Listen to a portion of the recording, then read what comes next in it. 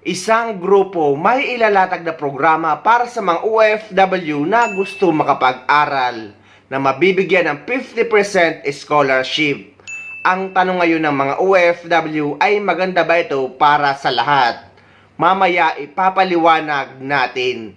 Inilatag ng isang grupo ang 50% ang scholarship program para sa mga kababayan nating overseas Filipino workers o OFWs. Yan ang sentro ng balita ni Bien Manalo.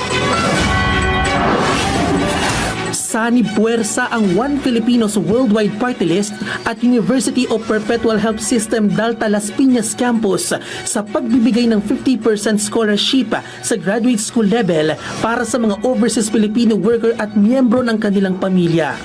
Layo nito na mas hubugin ang kanilang kakayahan at kasanayan tungo sa pagiging globally competitive. Once you finish the masteral, you can go and apply for any job na mas sigurado tayo na malaki ang magiging salary nyo at remuneration ninyo dahil malaki po ang magiging sweldo ninyo. Bahagi ito ng selebrasyon ng ika-50 anibersaryo ng eskwelahan. Ilan sa graduate school programs na maaring pasukan ng mga scholar beneficiary ay related sa education, business, nursing at public administration. We are celebrating our 50th golden anniversary, and this is our way of giving back to society. Commitment to empower the resilient and remarkable overseas Filipino workers. School, we will do whatever we can to support your OFW movement. Bukas ang programa para sa lahat ng mga OFW na nais mag-avail ng scholarship. Magkakaroon muna ng orientation ngayong buwan o sa susunod na buwan bago magsimula ang programa sa susunod na taon. At tayo po'y nakakasigurado na kayo po ay mas i-improve po ang inyong pong kabuhayan after your masteral. Makakatulong po kayo sa inyong mga pamilya. Kinakailangang officially endorsed ng OFW Party List at Department of Migrant Workers ang mga scholar beneficiaries.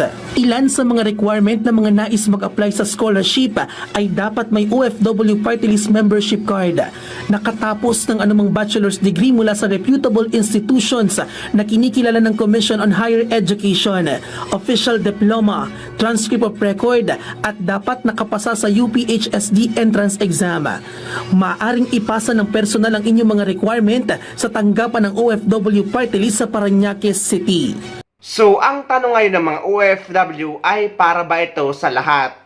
Ang sagot ay hindi. Para lamang ito sa mga OFW or kaanak ng mga OFW na nakatapos na ng kolehiyo. Dahil para lamang ito sa mga magmamasteral. At dapat daw meron kang OFW Party List membership card. What? Akala pa naman natin ay para ito sa lahat. At natuwa na nga tayo dahil may scholarship na para sa mga OFW na gusto makapag-aral. Ngunit para lamang ito sa mga iilan at dapat may membership ka ng OFW Party List.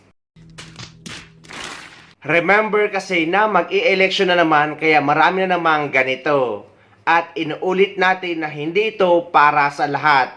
Maganda sana na para sa lahat ng mga OFW na gusto makapag-aral at umangat ang estado ng kanilang buhay.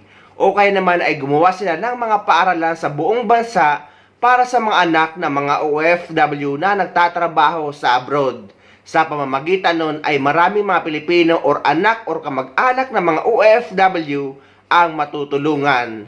Alam kong mahirap tong gawin pero at least nakakapagbigay tayo ng suggestion. Lalo na't bilyong-bilyong pera naman ang naipapasok ng mga OFW sa bansa natin na isa nga sa bumubuhay ng ekonomiya ng Pilipinas.